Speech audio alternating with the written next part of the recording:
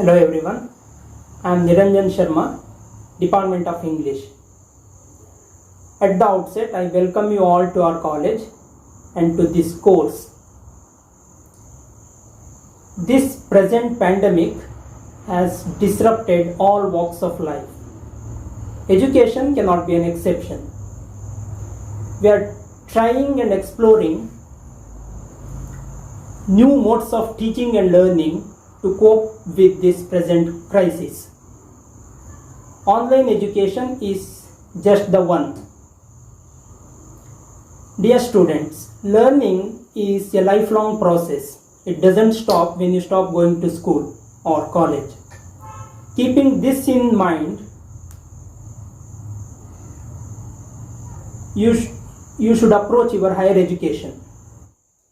Dear students, let me introduce you to the text that we are reading in this semester. You are looking at this textbook now. It is titled Spectrum 1. This is the text prescribed for you for this semester. And for the next semester you have Spectrum 2. We will take up that in the next semester. Okay. And this text consists of 5 prose pieces and 5 poems and grammar and composition items. I will straight away go with the text. The first prose that I would like to take up is Toasted English, written by R.K. Narayan.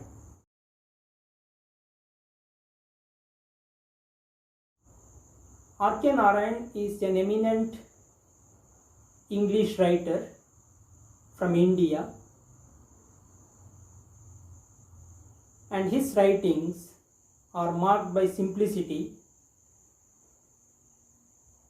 and Indian sensibility. He creates a fictitious town in his writing, and that town is called Malgudi. You might have heard of Malgudi Days, which was a television series and was also later made into a film both in English and in Hindi, which is directed by Shankar Nag. And that film is based on the stories of R.K. Narayan. And this Malgudi is nowhere on the map. It is a fictitious town, ಒಂದು ಕಾಲ್ಪನಿಕ ನಗರ, ಒಂದು ಹಳ್ಳಿ. ಅದನ್ನು ಚಿತ್ರಿಸಿ ಖ್ಯಾತಿಗೊಳಿಸಿದಂಥವರು R.K. Narayan. ಅವರು ಬರೆದ toasted English ಅನ್ನುವ ಒಂದು ಪ್ರೋಸ್ ಪೀಸನ್ನು ನಾವು ಮೊದಲಾಗಿ ಓದ್ತಾ ಇದ್ದೇವೆ ಈ ಸೆಮಿಸ್ಟರ್ನಲ್ಲಿ. Dear students, in this writing, R.K. Narayan speaks about language variation. See, English is a colonial legacy. We learned this language from our colonial masters, that is British. So that's why I say it is a colonial legacy. R.K. Narayan in this writing speaks about language variations, that is British English and American English. Americans have made significant changes in the language, changes in spelling, changes in usage, changes in pronunciation. This present essay speaks about language variations of English. Dear students, basically it's a travelogue. You know what's a travelogue? It is a piece of writing. It could also be a film about traveling, about travels. Pravasa Kathana ಅಂತ ಕನ್ನಡದಲ್ಲಿ ಹೇಳ್ತೇವೆ. ನಿಮಗೆ ಒಂದು ಕನ್ನಡದ ಉದಾಹರಣೆ ಕೊಡುವುದಾದರೆ, ಶಿವರಾಮ ಕಾರಂತ ಅವರ ಅಪೂರ್ವ ಪಶ್ಚಿಮ ಅನ್ನೋದು ಅವರ ಯುರೋಪ್ ಪ್ರವಾಸದ ಕುರಿತಾದ ಒಂದು ಅದ್ಭುತ ಪ್ರವಾಸ ಕಥನ, ಕನ್ನಡದಲ್ಲಿರೋದು. GN ಮೋಹನ್ ಅವರ ನನ್ನೊಳಗಿನ ಹಾಡು ಕ್ಯೂಬಾ ಎಂಬುದು ಅವರ ಕ್ಯೂಬಾ ಪ್ರವಾಸ ಕಥನದ ಒಂದು ಪ್ರವಾಸ ಕಥನ. In English we call it travelogue. Travelogues narrate and explore the experience of a traveler. This essay can also be read as a travelogue. R.K. Narayan speaks about his experience in USA, the United States of America. Okay, the tone of the essay is half serious, half humorous. ಸ್ವಲ್ಪ ಲಘುದಾಟಿಯಲ್ಲಿ ಸ್ವಲ್ಪ ಗಂಭೀರವಾಗಿ ಮಂಡಿಸಲ್ಪಟ್ಟ ಒಂದು ಪ್ರಬಂಧ ಇದು. ಇದು serious ಆಗುವುದು ಟೋನ್ನಲ್ಲಿ, ಇದರ ಅಂತಿಮ ಪ್ಯಾರಾಗ್ರಾಫ್ನಲ್ಲಿ.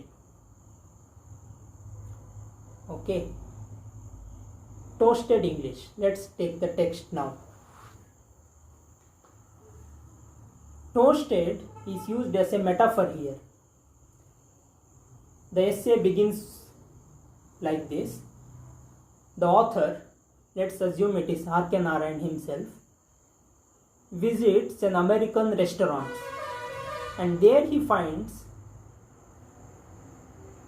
people there order toasted English, and they mean a kind of muffins, muffins, ಒಂದು ಆಹಾರ ಪದಾರ್ಥ, and they call it muffins.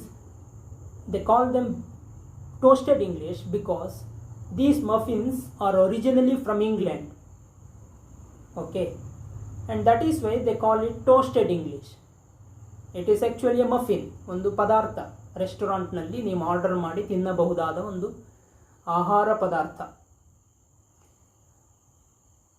So he takes that phrase, toasted English, and he says Americans have toasted English language as well, not just the muffins but also the English language. You got the point what the toasted English is. Toasted here used as a metaphor, ಒಂದು ರೂಪಕವಾಗಿ. ಅಮೇರಿಕಾದಲ್ಲಿ ರೆಸ್ಟೋರೆಂಟ್ಗಳಲ್ಲಿ ಹೇಗೆ ಮಫಿನ್ಸನ್ನು toasted English ಅಂತ ಕರೀತಾರೋ, ಯಾಕೆ ಅಂದರೆ ಅದು ಮೂಲದಲ್ಲಿ ಬ್ರಿಟನ್ನಿಂದ ಬಂದಿದೆ ಎಂಬ ಕಾರಣಕ್ಕಾಗಿ ಇಂಗ್ಲೀಷ್ ಭಾಷೆಯನ್ನು ಅಮೇರಿಕನ್ಸ್ ಹ್ಯಾವ್ ಟೋಸ್ಟೆಡ್ ಇಟ್, ತಮ್ಮ ರುಚಿಗೆ ತಕ್ಕಂತೆ ಬದಲಾಯಿಸಿಕೊಂಡಿದ್ದಾರೆ. ಅದನ್ನು ಅಲ್ಲಿ ಅವರು ನೋಟಿಸ್ ಮಾಡಿ ಹೇಳಿದ್ದಾರೆ. ಈಗ ನಾನೊಂದು ಲಿಸ್ಟ್ ಆಫ್ ವರ್ಡ್ಸ್ ತೋರಿಸ್ತೇನೆ. You just read them and tell me why they spelt in different ways. Just look at this.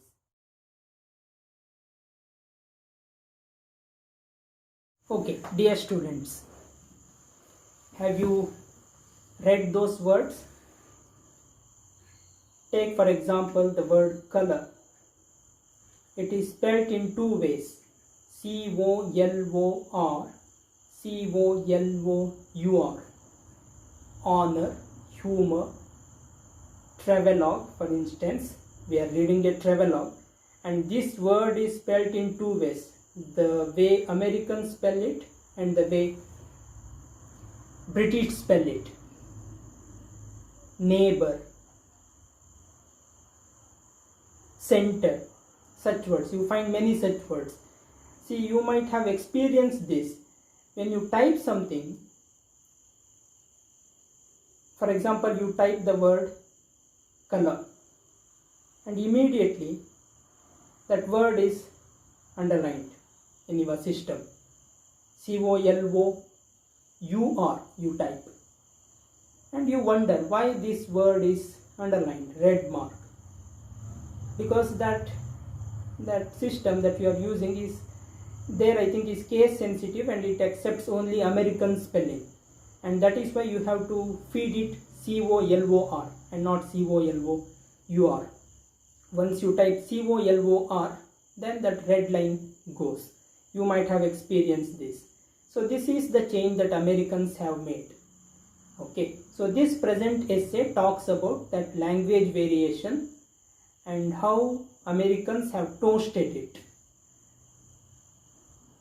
There are 3 ways. R.K. Narayan notices 3 ways in which this toasted happened in America. One is American English is less formal. You know what I mean by less formal? They don't strictly adhere to the rules and regulations of English grammar. In that sense, it is less formal. Okay. And the second thing is, to quote Narayan's words, they have done away with the tyranny of passive voice. One is, it is freed from formalism, means strict adherence to the rules of grammar. And the second thing is, they rarely use passive voice. You know what is passive voice is? Active voice, passive voice. You find notice, signboards, instructions always given in passive voice, in India at least. You see notice saying smoking is prohibited, trespassers are liable to be punished. We come across such instructions, signboards in public places. Checks are accepted here. All these are in passive voice. Americans, they don't use that passive form while giving instructions. Their instructions are clear and straight. Instructions are clear and straight. Don't walk. They just say don't walk. Instead of saying trespassing is prohibited, smoking is prohibited. This is passive form, you know this. They just say don't smoke, don't walk. Okay. One is this, freed from the tyranny of passive voice. So they just say newly planted, don't walk. This is what it is in America. Okay. And Narayan takes a dig at our system here. He makes fun of it in a humorous way, of course. And he says, in India you could see a signboard with 20-30 words, and you stand there wondering what this means at all. Okay, but in America it's straight and very clear. That is what he says. And he gives one example, one humorous incident, that is, he finds a signboard written on the door and it reads, Mark Stevens, keep out. And Narayan wondered, what is this? Mark Stevens, keep out. Mark Stevens is a famous American television personality, and he is in his room and he doesn't entertain visitors. He is busy with something and he doesn't allow anyone to enter his room. So that is why there is a notice on the door which just reads, Mark Stevens, keep out. And Narayan wonders, why should he mention his name at all? If he wants to be all by himself, then why should he mention his name? And then he gives the answer, maybe a kind of consolation. He says that is the mystery. That is the mystery you find when you travel new places. That is the mystery he found when he traveled to America.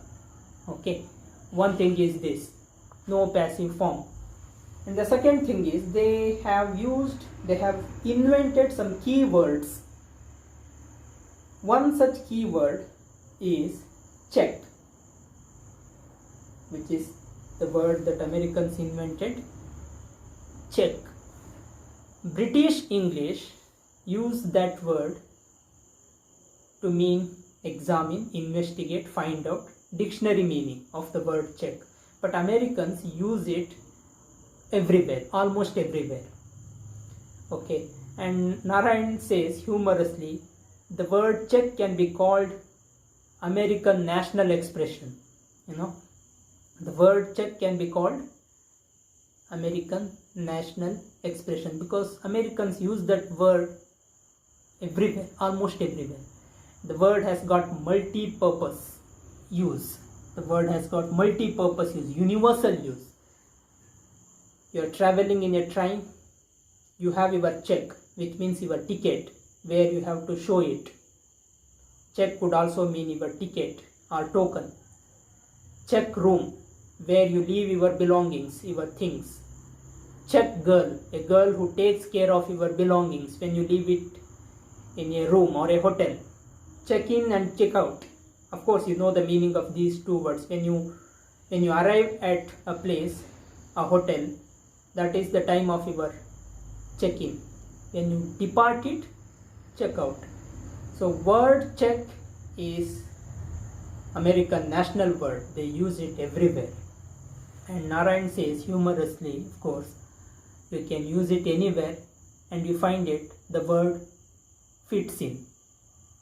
You use the word check anywhere, any context, the word simply fits in. And the other word is fabulous. Americans use that word. The literally meaning, dictionary meaning of the word fabulous is very great, extremely good, very great. That is the meaning of the word fabulous. They use that word. Here I would like you to notice one word, fantabulous. Fantastic and fabulous. Two words are combined to make this word fantabulous. And in English we call them portmanteau word. Two words joined together to make a new word. Brunch, for instance, breakfast and lunch. There are many such words. Dear students, I stop here. I want you to read the essay and come up with questions. Yes, you have to read it and enjoy it and find differences in American and British English wherever you read, whenever you read